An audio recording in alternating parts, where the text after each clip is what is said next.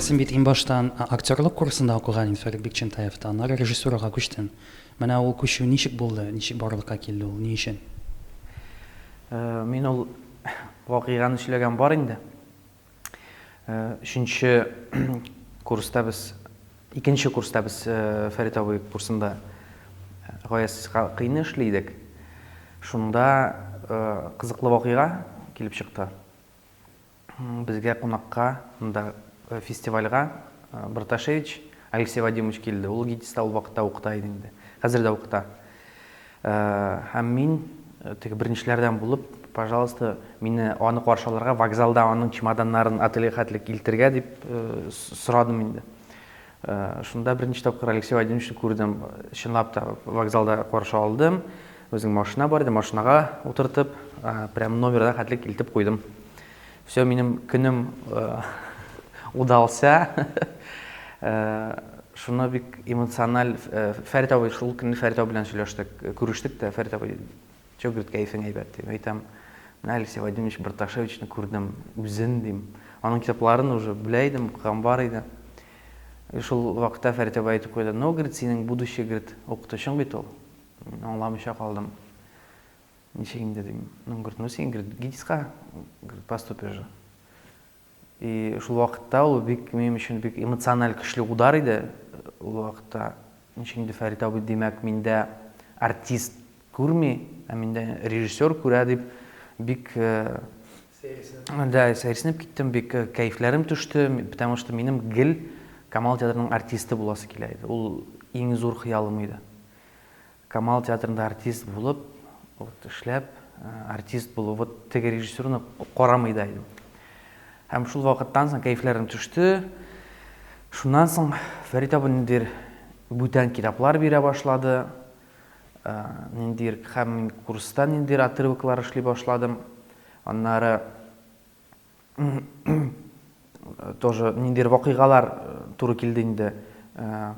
Декабрьдә Камал театры зур гастрольләргә китте Мәскәүгә. Һәм Фәрит абыйның курсы безне укыта иде ул, һәм аның тагын бер курсы бар иде. Ул курста Алиш Мударисова, Әлмәт театрында һәр күп артистлар эшли. Алар безгә бер курска кечерәк иде. Без 2дә булганда алар 1дә иде. Без 3дә булганда алар 2дә иде. Шулай как раз таки без 3дә булганда алар 2дә булганда, аларның укытучылары Венера Пашакирова, Фәнис абый Җиһаншин, Фәрит абый үзләре бөтенесе гастрольгә киттеләр.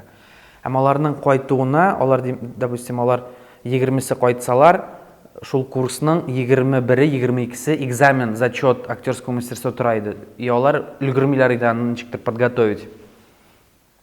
И Фәрит абый чакырып алды да, Айдар, говорит, выручай. Вот без гастроль вакытында, да, 10 көн сен алар белән, говорит, должен как бы подготовиться к экзамену. И шулай калдырдылар, үземне генә шул курс белән әле җитмәсә һәр просто исемә төшерәм, ул театр училищесында иде әле, алар театрга күчмәгәннәр иде. Хәтерлим, алар киткәч, минем ангина башланды, минем температура башланды. Хәзер инде әлбәттә безнең вакыт булса ул, син берәр авыр булса иде, ядырга тиеш. Ул вакытта миндә шундый ответственность зур иде. Хәтерлим, зур температура белән, 40-ка якын температура белән киемне нәрсә разбивал. И приходил, как бы готовились. И вот Фәрит абылар кайтып аннары шунда 1-2 көн күрсәттек нәрсә әзерләгәнебезне. Фәрит абый подправил, и шулай экзаменга чыктык. Шундай вакыйгалар туры килде. Аннары Фәрит абый, Нияз абый Гламов белән предложили тәкъдим иттеләр шигъри спектакль ясарга. Җәяүле кошлар дигән шул курс белән эшләдем. Вот бер тапкырына күрсәтелде ул. Шундый ниндидер вакыйгалар әкрен-әкрен шулай күчә башладым. Фикерләрем белән күчә башладым. Уем белән күчә башладым. Менә шигъри спектакль куйдың дип әйттем, син бит әле агыла болот, агыла спектакле дә куелган иде. Менә күптән түгел син документаль спектакль безгә күрсәттең, хуш авылым. Син гомумән форма белән уйнарга яратасыңмы? Эзләнергә, син ничек барлыкка килә? Ягъни син һәрбер материалын эчтәлегеннән карап форма табасымы шулай? Ул вот минем ишемдән дир ул камертон бар ул. Вот ну как бы гел форма белән уйнавы, гел форма, яңа форма эзләү. Белмим, ниндер минем ишемдә үземнең теге бизик бар.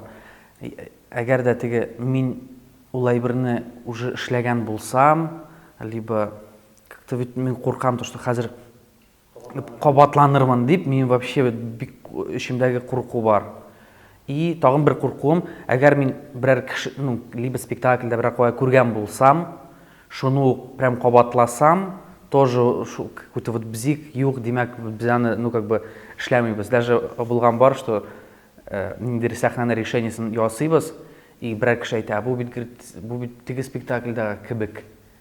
Такие, ладно, давайте заново думать, тип, кире, яңадан эшлибез. И вот шуңа форма белән тоже әлеге вот, ну, әлеге вакытта, әлеге миңа кызык яңа формалар эзләүе. Үземә, ул, на самом деле, ул формалар яңа түгел ул. Ул кешеләр өчен, театр өчен, гомумән, Казан өчен, Мәскәү өчен ул яңа формалар түгел. Ул яңа формалар минем үзем өчен яңа формалар. Шуңа күрә шуңа күрә үзем өчен яңа төбәкләрдә, формаларда эшлисем килә әлегә. Бәлки аннары вот бер форманы табып үземә вот иң якын. Ну, минем өчен бөтенесе якын. Ну, как бы, все равно любой спектакль эшләсәң, любой форма белән сен үзең аша үткәрәсең. Ул барыбер сиңа якын була алмый. Аннары, менә син спектакль өстендә эшләгәндә син үзенең киләчәк тамашачыңны күз алдына тотасыңмы? Ягъни син мине бит төрле форматларда да эшлисең. Менә кичә генә без Алмачуарны да карап чыккан идек. Ягъни син анда махсус, менә кичкенә генә бер шәһәрчектә, авылда урнашкан театр өчен махсус спектакль ясадың. Синең шулай фестиваль өчен ясалган спектакльләрең бар. Син менә тамашачыны күз алдында тотасыңмы һәм шуннан чыгып син эзлисеңме форма, материал шулай ук мәсәлән? Ул иң теге во главу угла теге иң мөһим итеп тормый, но аның турында син әлбәттә уйлыйсың спектакль куйганда, аны уйламыйча мөмкин түгел. Чөнки кем өчен куюыңны, кем карарлыгыңны син әлбәттә уйлыйсың инде.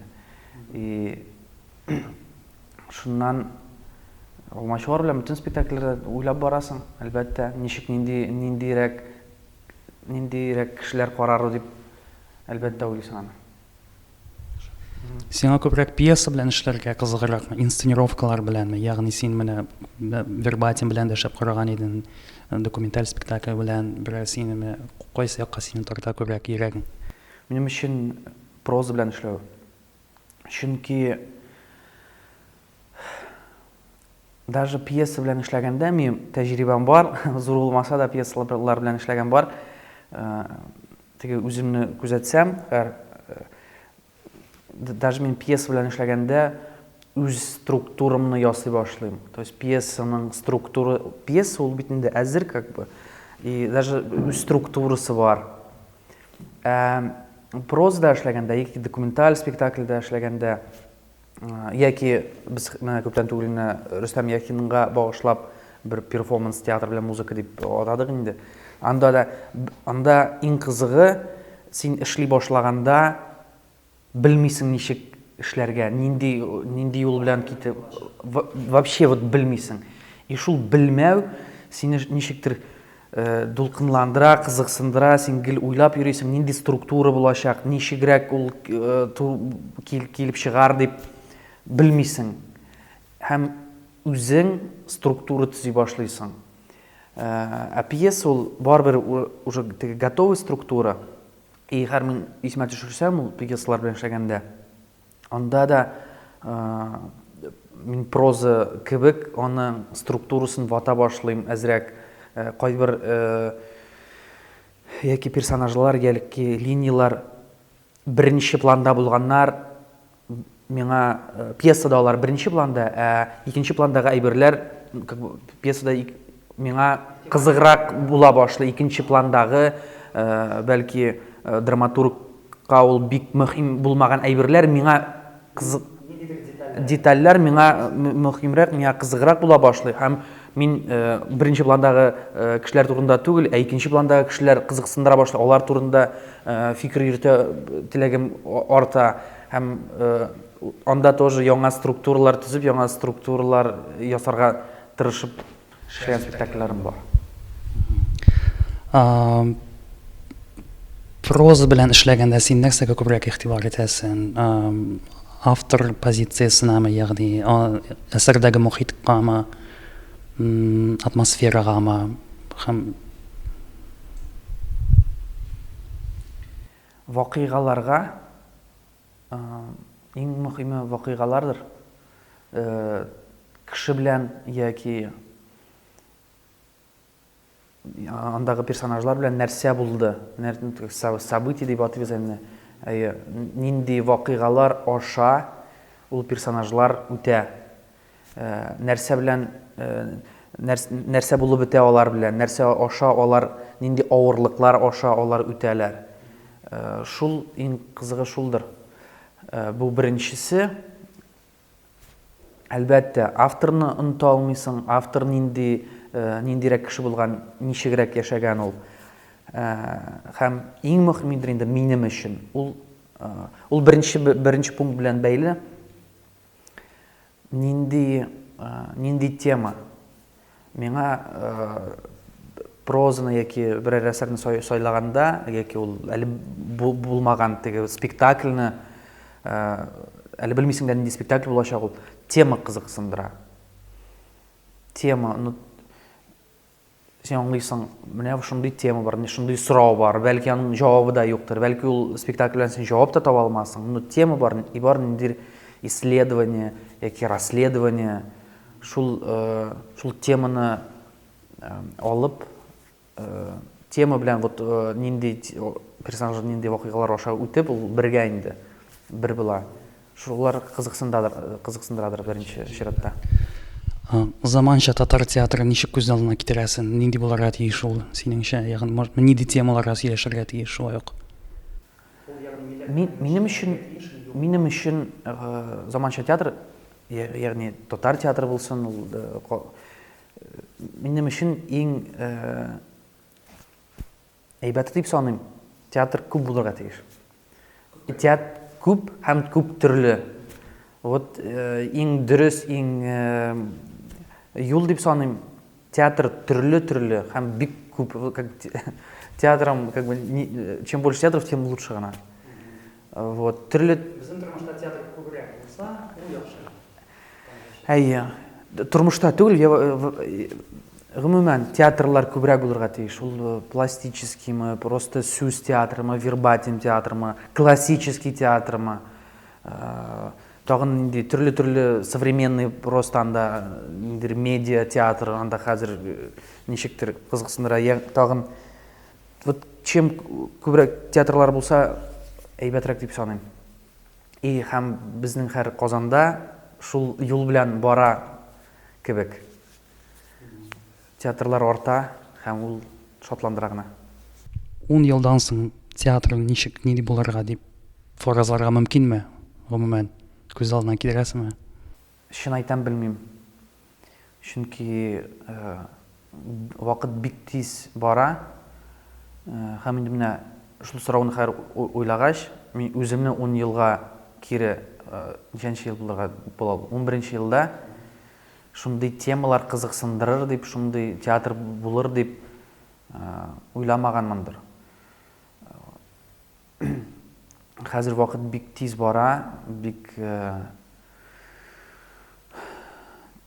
как бы медиа, бик тормышыбызда бик күп телефоннар, ну как бы экраннар бик күп тормышыбызда.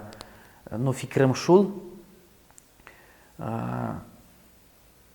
телефоннарыбыз, вот күбрәк черный экраннарыбыз арткан сайын, тере театрның кирәклеге артыр дип уйлыйм. Тере театр. Вот шул теге лишний экрансыз, вот ике кеше чыга сәхнәгә, сөйләшә, алар белән нәрсәдер була, безнең күзләрдә. Безнең прям менә монда безнең белән бергә. Һәм шундый театр кирәк,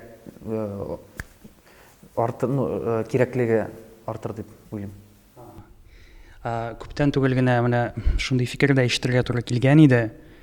Имеш киләчәктә зур сәхнәле театрлар музейга әйләнәчәк дип, һәм театрның масштабы кими барачак дип, ул шундый локаль, кечкенә генә, камера форматта гына, бәлки менә бу бүлмә форматында гына булачак, имеш. Син ул фикер белән килешәсеңме? Яисә зур формалы спектакльләр барыбер аларны кирәге булачак киләчәктә, киләсе берничә елда дип әйтик микән, шул ук 10 елдан соң. Ягъни шундый фикердә йөри кебек. Син белән килешәсеңме, юкмы? Хәзергә килешмим. Бәлки театрга һәр кеше әзрәк йөридер, үзебезнең 50-70% заполняемость белән. Но белмим.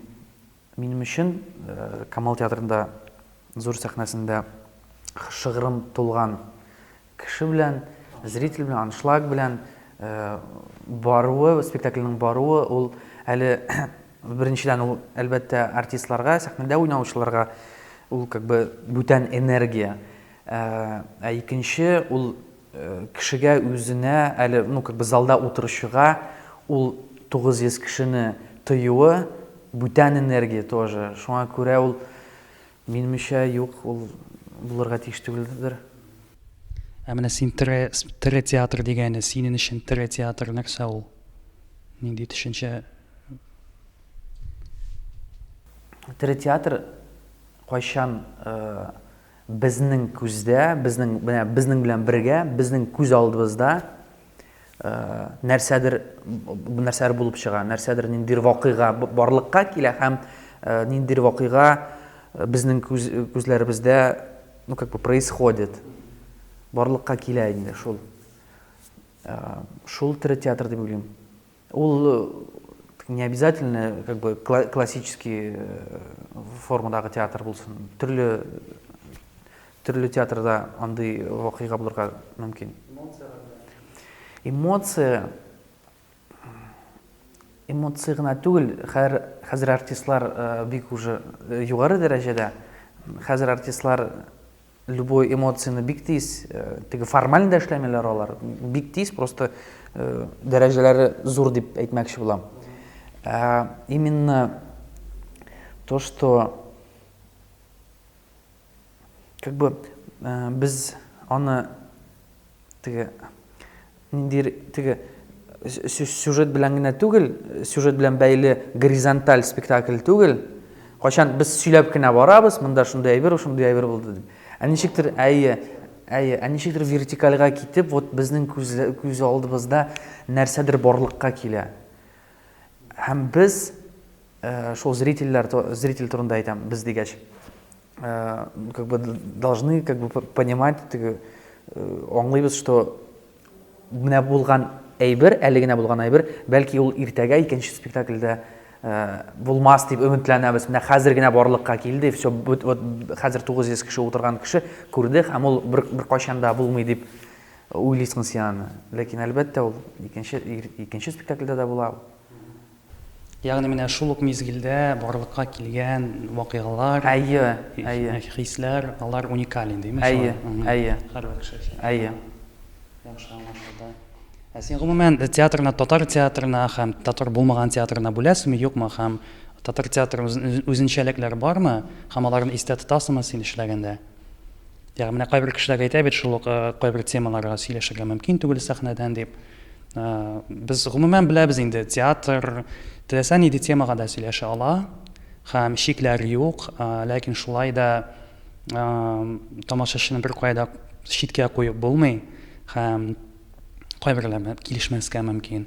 Шул ук мәсәлән, антырда күп сөйләшелде инде, тормышым бу спектаклендә дә шулай кайбер кешеләрнең чыгып киткәне бар, анда теге шәрәтән барлыкка килгәндә инде сәхнәдә.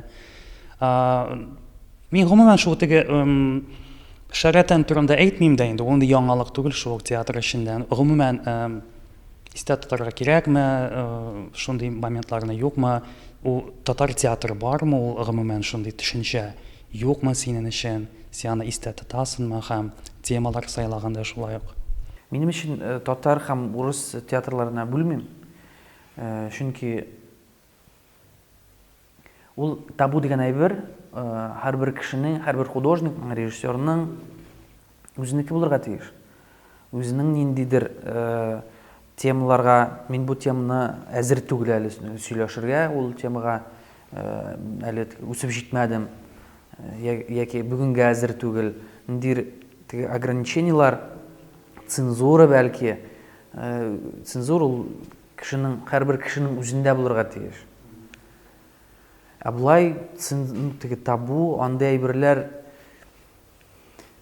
минемчә вот хәзер нәрсә ничә ел, уже 3-4 ел спектакльләр куйгач, бер фикергә килдем мин. Бүгенге көндә татар театрында татар авторларын куйырга әйбәтрәк дип. Татар язучыларын куюы. Прозада драматурглар булмасын, гомумән татар кешеләрнең куюы бүгенге көндә миңа кызыграк һәм әйбәтрәк дип саныйм. Чөнки урыс драматург булсын ул яки прозаик язучы, рус язучын рус театрында куеп була, үзе язган телдә куеп, шул бәхет. Син шулай да менә Камал театрында Володинның да пьессасын куйган идем. Менә ул тәҗрибә сиңа нидирәк булдымы? Менә шул тәҗрибәләрдән соң шундый уйга килдең. Татар авторларын күбрәк куярга, татар тамашачысы өчен. Дөрес аңладым сине. Шул тәҗрибәгә тоже ул, в смысле, в копилке, но санаулы кишләр ул тоже минем иң яраткан спектакльләрнең берсе. Минем өчен ул миңа бик якын спектакль ул. Но барыбер шундый ниндидер уйларым пока бар. Бүгенге көндә шулай уйлыйм. Авырмы яңа темалар, материаллар эзләгәндә татар театрына килгәндә?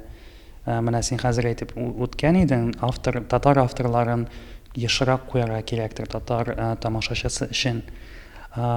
Шундый фикерләр дә йөри имеш, хәзерге халәттә бик яңа авторлар да барлыкка килми кебек. Син ул фикер белән килешәсеңме, юкмы? Заманча авторларны әйтик микән? Яисә сиңа күбрәк шул классик авторларны яңа караштан эзләп куясың киләме сине? Минемчә, татар театры өчен клад просто, вот татар прозасы әле шундый күп әсәрләр ачылмаган, шундый, аларны әле ул ничә дистә елга җитәрдер. Аларны куя башласаң, андагы фикерләр, андагы тел, андагы вакыйгалар не баналь түгел. Андагы ничек гомумән тел җөмлә төзелеше, язулары минем өчен, сез әйтәсез, ничек эзлим дип, шундый бәхетле саныйм үземне кич белән татар бер китабын алып, татар язучының кич белән укып ятуы, һәр көн моны бит куйсаң дип. Минем өчен әлегә һәрбер режиссерның портфолиосы бар. Портфолио куйган спектакль, ниндидер багаж, портфеле бар. Язып барасың, мин бу әсәрне куйдым, бу әсәрне куйдым. Минем портфелем арта. Менә бу соңгы арада бик артып бара.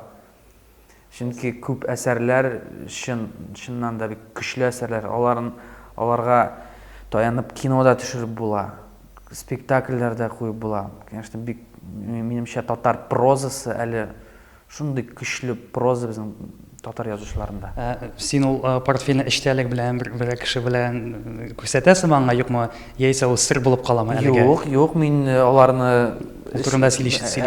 Якыртыңнан Бер яраткан авторларым бармы, куелмаган? Менә син хәзер Әмирхан Еники әсәре буенча постановка әзерлисең. Һәм мин аңлаганча син күбрәк менә авторның стиленә, шул ук җөмлә төзелешенә игътибар итәсең дисең, ниме? Әйе. Менә хәзерге синең белән нидә шундый топ язучыларың бармы? Менә татар авторлары сиңа менә у яктан ишетергән һәм бәлки куярга теләгән. Сер булып калсын. Сыр булып калсын, яхшы. Бар. Әйе, минемчә ул синең тормышың буда да сизелде, ул синең менә авторның стиленә, аның сүз яңгыравышына, ничек ул яңгырый, ул сизелде синең сәхнәдә, шулай менә тормышың бу спектаклендә шулай ук. Син ничек табасың ул сул менә ул зур текстларны син сәхнәгә чыгарырга курыкмыйсың, һәм алар әйбәт яңгырый да. Менә аның сере нәрсәдә микән ул шулай? Ул телгә таянсаң, безгә бик ничек дип әйтим, Марсель абый кайчандыр әйткән, теге вот шигъри формада язылган булса пьеса, ул уже как бы көчле предлагаемые обстоятельства. И уже нәрсә кешеләр белән нәрсә нинди состояниедә ул кешеләр, шулар шигырь белән сөйләшә башлаганнар. Аларның уже состояниесе теге неспокойный, алар белән нәрсәләр уже булган, шулар шигырь белән сөйләшә башлаганнар дип. Вот. Менә бу җөмләләрнең төзелеше сүзгә таянсаң. Ну бит хәзер вот Әмирхан Ниникин эшлибез. Аның бер абзацын алып артист чыгып вот сүзгә сүз теге үз сүзең белән түгел, Әмирхан Ниникинның җөмлә төзелеше белән укысаң, уже вот Әмирхан Ниники һәм без монда куядыр да. Ул бит уже безне менә шулай ничектер үзенә тартып күтәреп ала. Яңа дәрәҗәгә уже аның сүзләрен әйтү генә уже ул бер вакыйга, аның сүзләр белән сөйләшүе. Ул безне автор ничектер күтәреп ала. Һәм без аның белән бер рәттә булабыз аннар. Син артистлар белән нинди форматта күбрәк эшлисең? Ягъни менә шул этюд метод кулланган идең син тормышмы бу да, һәм син гомумән артистлар белән фикер алышасыңмы? Бергә образ төзисезме сез? Ничек ул күбрәк син күбрәк вертикаль театр күрәсеңме, горизонталь театр күрәсеңме? Менә шундыйрак сорау минем. Ягъни ул каядыр уртада булырга тиешме? Кай вакыт үземне нитеп тә куям, миңа ни өчен акча түлиләр дип, теге спектакль куйган өчен. Чөнки минем полное ощущение, что теге спектакль мин куймадым.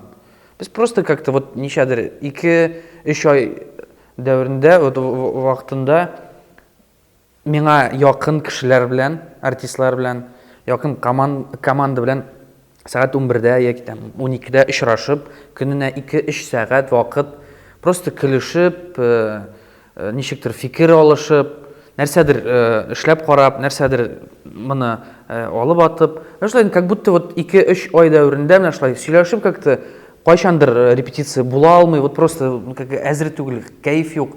Безнең дә, аларның да, шуңа күрә просто чәй эчеп утырабыз, просто сөйләшеп, менә шулай 2-3 ай вакыт уза да, аннары карыйбыз, ничектер уже спектакль әзер дә кебек. Мин кай вакыт теге фикерләрем шул, как будто артистлар үзләре спектакль куеп чыкты кебек тә. Менә шундый, шуңа күрә теге репетицияларны әйткәндә бөтенебез полная как демократия. Һәрбер кеше үз фикерен әйтә ала. Әлбәттә режиссерның булырга тиеш инде аның. Режиссер ул артисттан чем как бы нәрсә белән аерылып тора, ул режиссер целостно күрергә тиеш. Ул спектакльне полностью цельно күз алдында тотарга тиеш. Артист үзен теге үз ролен аның как бы үз кичкенә генә ниләре бар. Шуның белән аерылып тора режиссер белән артист. Булай гомумән һәрбер кеше нәрсәләр тәкъдим итә, нәрсәләр алып килә, тәкъдим иткән әйберне беркайчан да юк, моны эшләмибез дип эшләп карыйбыз. Эшләп карагач, ул үзеннән үзе күренеп тора. Безгә туры киләме, безнең фикер, без нәрсә әйтергә теләвебезгә туры киләме, юкмы дип үзеннән үзе ачык күренә. Димәк, режиссер ул теге тоталитар фигура түгел инде. Синчә. Мин юк. Яхшы. Ну, төрле режиссерлар була. Мин үзем турында, үзем репетициялар Сценография һәм музыкага килгәндә син идеяларны үзең табасыңмы? Ягъни читтән кешеләрне җәлеп итәсеңме проектка катнашырга? Менә шулай шул тормыш бу да бик үзенчәлекле нервка тия торган шундый көчле музыка яңгырый иде. Шул синең сценографияңда бик җәлеп итә торган иде эмоциональ яктан. Менә син аны үзеңез уйлап табасың, үзеңез дисеңме, туплыйсың материалны, ягъни син ничек эшлисең ул форматта? Миңа һәр бик әлегә вот бүгенге көндә бик авыр тема. Минем өчен музыка, мин күп музыка тыңлыйм. Музыка тыңларга тырышам. Һәм музыка вообще гомумән тоже бик булыша ул ничектер артистка, миңа тоже вот теге автор белән чагыштырганда ничектер артистны уже ниндидер икенче плоскостька күтәреп куярга может музыка. Сценографияга килгәндә инсценировка язылганда яки спектакльне уйлап чыгарганда инсценировканы син берничек тә алдыңда нинди пространство булуыңны күз алдыңа китермичә син инсценировка яза алмыйсың. Минем уйлым шундый. Чөнки син инсценировка язганда ул инсценировка ул уже готовый спектакль только на бумаге. Вот, шуңа күрә төрлечә була. Кай вакыт вот хуш авылымны тоже как уйлап чыгарды. Башта ул икенче уйда иде ул. Хуш авылымда икенче сценография булырга тиеш иде. Вообще гомумән хуш авылымны уйлап чыгарганда да ул авыллардан алып килгән декорациялардан әйберләрдән төзелгән декорация булырга тиеш иде. Как-то ничектер вакыт узгач шундый пространство ул. Декорация түгел, бер пространство барлыкка килде. Төрлечә була. Кай вакыт үзем дә уйлап чыгарам, кай вакыт Нәхәр Булат килде Ибрагимов. Менә бу очрашуга килер алдыннан Булат белән күрештек, макет өстендә эшләдек. Гомумән макет белән эшләүе хәзер күп кенә режиссерлар 3D макет ясыйлар компьютерда. Миңа шундый ошый күз алдында макет торса, кичкенә генә урындыклар, кичкенә генә кешеләр төзелгән булса, шундый кызык, вот репетициядан соң просто ничектер мизансценалар уйлыйсың, ничектер решениялар придумать итәргә уйнап утырасың шулай үзеңне.